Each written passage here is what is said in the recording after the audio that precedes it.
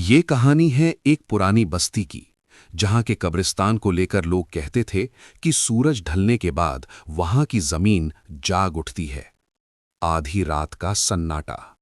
आर्यन शहर का रहने वाला एक लड़का था जिसे इन सब बातों पर यकीन नहीं था।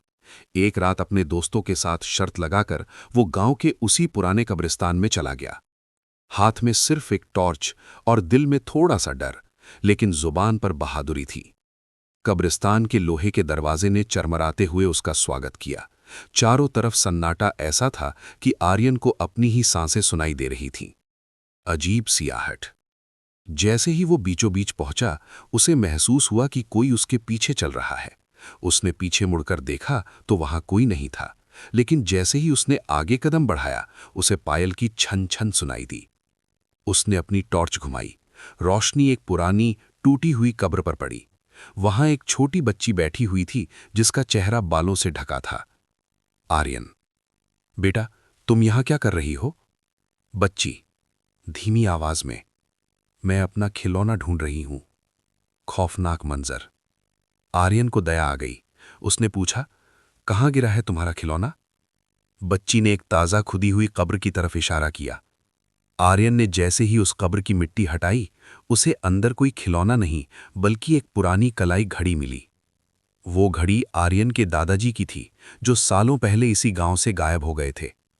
आर्यन के हाथ कांपने लगे। उसने पीछे मुड़कर देखा तो वो बच्ची अब वहां नहीं थी।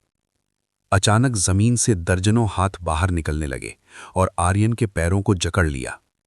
हवा में एक भारी आवाज गूंजी, तुमने उन्हें जगा दिया है आर्यन, अब तुम भी यहीं रहोगे। अगली सुबह गांव वालों को कब्रिस्तान की गेट पर आर्यन की टॉर्च मिली, लेकिन आर्यन का कहीं नामो निशान नहीं था। बस एक नई कब्र वहां बनी हुई थी, जिस पर आर्यन की वही घड़ी रखी थी। गांव वालों ने आर्यन को बहुत ढूंढा, लेकिन वो जैसे हवा में विलीन हो गया था। पुलिस आई, छानबीन हुई, पर उस ताजा बनी कब्र के पास सिर्फ सूखी मिट्टी और सन्नाटा था। लोग कहने लगे कि कब्रिस्तान ने अपना हिसाब बराबर कर लिया है। लेकिन आर्यन का छोटा भाई कबीर हार मानने वालों में से नहीं था। कब्रिस्तान की पुकार। ठीक एक हफ्ते बाद कबीर को रात के सन्नाटे में एक अजीब सी आवाज सुनाई दी। वो आवाज उसके कमरे की खिड़की से नहीं, बल्कि उसके दिमाग के अंदर से आ रही थी। कबीर, बचाओ मुझे, बहुत ठंड है यहां। वो आर्यन की आवाज थी। कबीर बिना सोचे समझे टॉर्च और एक कुदाल लेकर उसी डरावने कब्रिस्तान की ओर भागा। जमीन के नीचे का सच। कबीर उसी नई कब्र के पास पहुंचा जहां आर्यन की घड़ी मिली थी। उसने पागलों की तरह मिट्टी खोदना शुरू किया। जैसे जैसे वो गहराई में जा रहा था, हवा और भी ठंडी होती जा रही थी। अचानक उसकी कुदाल किसी सख्त चीज से टकराई। उसने हाथ से मिट्टी हटाई तो नीचे एक लकड़ी का संदूक था। कबीर ने कांपते हाथों से उसे खोला, लेकिन अंदर जो था उसे देखकर उसकी चीख निकल गई। संदूक के अंदर आर्यन था, लेकिन वो जिंदा नहीं लग रहा था। उसकी आंखें खुली थीं, जो पूरी तरह सफेद हो चुकी थीं। उसके सीने पर वही छोटी बच्ची बैठी थी जो आर्यन को उस रात मिली थी। सौदा। वो बच्ची अब एक मासूम बच्ची नहीं, बल्कि एक भयानक साया लग रही थी। उसने कबीर की तरफ देखा और मुस्कुराई। उसके दांत नुकीले और काले थे। साया, इसे ले जाने आए हो, ले जाओ, लेकिन बदले में एक रूह यहीं रहेगी। कबीर को समझ आ गया कि यह कब्रिस्तान सिर्फ मुर्दों की जगह नहीं है, बल्कि ये एक जेल है जहां रूहें कैद हैं। उसने अपनी जेब से एक पुराना तावीज निकाला जो उसकी दादी ने उसे बचपन में दिया था।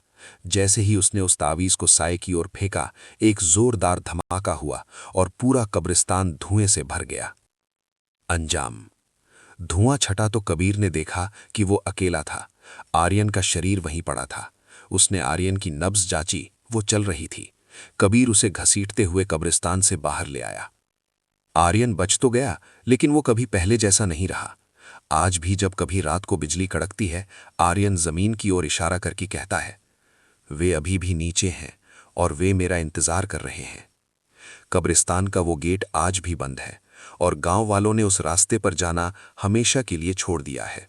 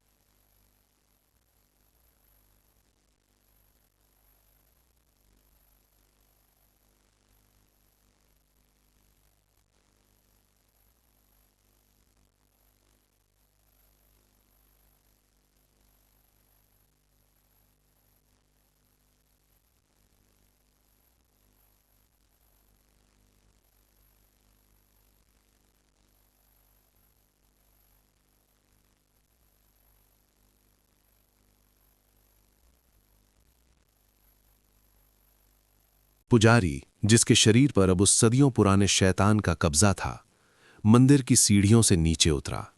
उसकी चाल में अब वो पुराना ठहराव नहीं, बल्कि एक शिकारी की फुर्ती थी। गांव वाले उसके सामने सिर झुकाए खड़े थे, ये सोचकर कि उसने संकट टाल दिया है। लेकिन पुजारी की मुस्कान के पीछे नर्क के द्वार खुल चुके थे। मंदिर बना कत्लगाह। उस रात पुजारी ने पूरे गांव को शांति पाठ के लिए मंदिर में बुलाया। जैसे ही सब लोग अंदर आए, उसने मंदिर के भारी दरवाजों को बाहर से जंजीरों से जकड़ दिया। पुजारी, भारी गूंजती आवाज में, आज तुम सबको मोक्ष मिलेगा, लेकिन स्वर्ग में नहीं, मेरी जमीन के नीचे।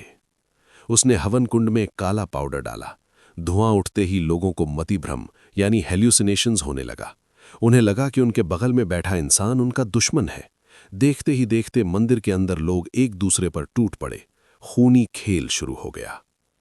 आर्यन और समर की वापसी। इसी बीच कब्रिस्तान के उस पुराने मैदान में, जहां पेड़ लगा था, जमीन फटने लगी। आईने की दुनिया से निकाली गई वो बिना चेहरे वाली शाया, समर और भटका हुआ आर्यन वापस आए थे। लेकिन वे अब इंसान नहीं, बल्कि अघोरी साए बन चुके थे। वे जानते थे कि पुजारी को रोकने का एक ही तरीका है, उसी आईने के टुकड़े को पुजारी के दिल में उतारना, जिसमें वे सालों कैद रहे थे। आधी रात का युद्ध। समर और आर्यन की रूहें मंदिर की दीवारों को चीरते हुए अंदर दाखिल हुईं। मंदिर के अंदर का मंजर किसी डरावने सपने जैसा था। फर्श खून से लाल था। पुजारी हवन कुंड के पास बैठकर अट्टहास कर रहा था। तुम दोनों फिर आ गए। पिछली बार मैंने तुम्हें जिंदा दफनाया था, इस बार तुम्हारी रूहों को जलाकर राख कर दूंगा। पुजारी ने आग की एक दीवार खड़ी कर दी, लेकिन आर्यन ने अपनी मिट्टी वाली शक्ति का इस्तेमाल किया और मंदिर की फर्श से पुरानी कब्रों के कंकाल बाहर निकाले। कंकालों ने पुजारी को चारों तरफ से जकड़ लिया। अंतिम प्रहार। समर बिना चेहरे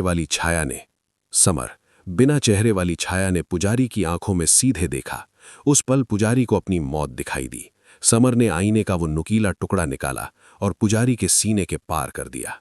एक ऐसी चीख गूंजी जिससे गांव के सारे शीशे चटक गए। पुजारी के शरीर से काला धुआं निकला और आसमान में विलीन हो गया। सन्नाटा और सच्चाई। जब धुआं छटा तो मंदिर में सिर्फ लाशें बिछी थीं। पुजारी का शरीर राख हो चुका था। आर्यन और समर की रूहें धीरे धीरे धुंधली होने लगीं। आर्यन, कबीर, क्या हम अब आजाद हैं? समर, छाया, आजादी की कीमत बहुत भारी थी आर्यन, अब हम ना इधर के रहे ना उधर के। तभी मंदिर के एक अंधेरे कोने से वही छोटी बच्ची बाहर निकली। उसने आर्यन की वही पुरानी घड़ी हाथ में ली और उसकी सुइयां पीछे की तरफ घुमाने लगी। अचानक सब कुछ धुंधला होने लगा। आर्यन, समर, गांव की लाशें सब गायब होने लगे। अगली सुबह आर्यन की आंख खुली। वो अपने बिस्तर पर था। उसे पसीना आ रहा था। धत, कितना डरावना सपना था, उसने सोचा। उसने कमरे से बाहर निकलकर अपने भाई को पुकारा, कबीर, जरा पानी देना। कबीर पानी लेकर आया और मुस्कुराया। लेकिन जैसे ही आर्यन ने पानी का गिलास लिया, उसकी नज़र कबीर के हाथ पर पड़ी। कबीर के हाथ में मिट्टी लगी थी और उसकी कलाई पर वही पुरानी घड़ी बंधी थी जो कल तक कब्रिस्तान में थी। कबीर ने फुसफुसाते हुए कहा, सपना अभी खत्म नहीं हुआ है भाई। आर्यन के हाथ से पानी का गिलास गिरकर चकनाचूर हो गया। कबीर की आंखों में वो चमक नहीं थी जो एक भाई की होती है। उसकी पुतलियां पूरी तरह काली हो चुकी थीं। तू कबीर नहीं है। आर्यन लड़खड़ाते हुए पीछे हटा। कबीर, या जो भी वो था, उसने अपनी कलाई पर बंधी उस पुरानी घड़ी की सुई को एक बार फिर पीछे घुमाया। अचानक आर्यन के कमरे की दीवारें पिघलने लगीं और वो वापस उसी पुराने कब्रिस्तान के गेट पर खड़ा था। वही रात, वही सन्नाटा। खुद से मुलाकात। आर्यन ने देखा कि कब्रिस्तान के अंदर एक और आर्यन, यानी उसका पिछला रूप, टॉर्च लेकर अंदर जा रहा है। ये वही रात थी जब वो पहली बार शर्त हार कर यहां आया था। उसे समझ आ गया कि वो एक अंतहीन लूप में फंस गया है। अगर उसने अपने पुराने वर्जन को अंदर जाने से नहीं रोका तो ये कहानी कभी खत्म नहीं होगी। रुक जाओ, अंदर मत जाओ, आर्यन चिल्लाया। लेकिन जैसे ही उसने अपने दूसरे रूप को छूने की कोशिश की, उसका हाथ हवा की तरह उसके शरीर के पार निकल गया। अब वो एक भटकती रूह यानी रेत बन चुका था, जिसे ना कोई देख सकता था न सुन। बच्ची का असली चेहरा। तभी वही छोटी बच्ची आर्यन के बगल में आकर खड़ी हो गई। इस बार वो डरावनी नहीं लग रही थी, बल्कि उदास थी। तुम इसे नहीं रोक सकते। ये लूप तुम्हारी वजह से नहीं, बल्कि इस घड़ी की वजह से है। ये घड़ी तो मेरे दादाजी की थी। तुम्हारे दादाजी ने मौत को धोखा देने के लिए इस कब्रिस्तान की मिट्टी से सौदा किया था। उन्होंने समय को रोक दिया ताकि वे कभी न मरे, लेकिन बदले में उनकी पूरी पीढ़ी को इस समय के जाल में कैद होना पड़ा। सौदा तोड़ने का तरीका। बच्ची ने इशारा किया। कब्रिस्तान के सबसे पुराने हिस्से में एक बड़ी मीनार वाली घड़ी थी जो टूट चुकी थी। उस घड़ी को ठीक मत करो, उसे पूरी तरह तबाह कर दो, बच्ची ने फुसफुसाया। तभी तुम और कबीर आज़ाद हो पाओगे। लेकिन याद रखना, जाल टूटने का मतलब है कि तुम्हारा अस्तित्व भी मिट सकता है। अंतिम बलिदान। आर्यन उस मीनार की तरफ भागा। वहां साए और रूहें उसे रोकने के लिए जमीन से निकल रहे थे। वो बिना रुके आगे बढ़ा और अपनी पूरी ताकत से उस पत्थर की घड़ी पर वार किया। जैसे ही पत्थर टूटा, एक कान फाड़ देने वाली चीख पूरे ब्रह्मांड में गूंजी। समय की सुइयां तेज घूमने लगी। दिन रात, सदियां और युग एक सेकंड में बीतने लगे। आर्यन ने देखा कि कबीर, समर और पुजारी की रूहें इस रोशनी में विलीन हो रही थीं। उपसंहार। एक नई सुबह। आर्यन की आंखें फिर से खुली। इस बार वो किसी बिस्तर पर नहीं, बल्कि गांव के रेलवे स्टेशन पर था। उसके हाथ में एक सूटकेस था। उसने अपनी कलाई देखी, वहां कोई घड़ी नहीं थी। उसने अपने फोन में तारीख देखी। ये वही दिन था जब वो सालों पहले गांव आया था। लेकिन इस बार उसके पास गांव जाने की कोई याद नहीं थी। उसे बस इतना याद था कि उसे यहां से वापस शहर जाना है। तभी उसके फोन पर एक कॉल आई। स्क्रीन पर नाम था भाई कबीर। भाई, तुम पहुंच गए गांव? दादी कह रही थी कि वो पुरानी घड़ी लेकर आना जो दादाजी छोड़ गए थे। आर्यन के पैर कांपने लगे। उसने स्टेशन के बाहर देखा। दूर पहाड़ पर वही कब्रिस्तान था और उस गेट पर वही छोटी बच्ची खड़ी होकर उसे हाथ हिला रही थी। आर्यन ने फोन कान से हटाया और बिना पीछे मुड़े पहली ट्रेन पकड़ ली। कहानी का अंत। कुछ राज दफन ही अच्छे होते हैं। आर्यन भाग तो गया, लेकिन वो घड़ी आज भी उस कब्रिस्तान में किसी और का इंतजार कर रही है। आर्यन ट्रेन में बैठ चुका था। पटरी की आवाज उसे सुकून दे रही थी। उसने सोचा कि वो उस मनहूस गांव और उस जादुई लूप से बहुत दूर निकल आया है। खिड़की से बाहर अंधेरा था और ट्रेन तेजी से जंगलों को पार कर रही थी। तभी उसके सामने वाली सीट पर एक बूढ़ा आदमी आकर बैठा। उसने अपना चेहरा एक शॉल से ढका हुआ था। बेटा, समय क्या हुआ है? आर्यन चौंक गया। उसके पास घड़ी नहीं थी। उसने जैसे ही अपना फोन निकाला, फोन की स्क्रीन काली पड़ गई। अचानक पूरे कोच की लाइटें गुल हो गईं। ट्रेन की वो बोगी। अंधेरे में आर्यन को वही पायल की छन छन सुनाई दी। उसका दिल बैठ गया। लाइटें फिर से जल बुझ करने लगी। आर्यन ने देखा कि कोच में बैठा हर मुसाफिर अब उसकी ओर मुड़कर देख रहा था। उन सब की आंखों की जगह सिर्फ खाली गड्ढे थे। वो बूढ़ा आदमी मुस्कुराया और उसने अपनी शॉल हटाई। वो कोई और नहीं बल्कि पुजारी था, जिसके सीने में अभी तक आईने का वो टुकड़ा धंसा हुआ था। तुमने घड़ी तोड़ दी आर्यन, पर तुमने समय नहीं बल्कि सीमा तोड़ दी है। अब कब्रिस्तान सिर्फ उस गांव में नहीं, अब पूरी दुनिया ही कब्रिस्तान है। चलती ट्रेन से भागना। आर्यन घबराकर पीछे की बोगी की तरफ भागा। वो दरवाजा खोलकर दूसरी बोगी में गया, लेकिन वहां भी वही नजारा था।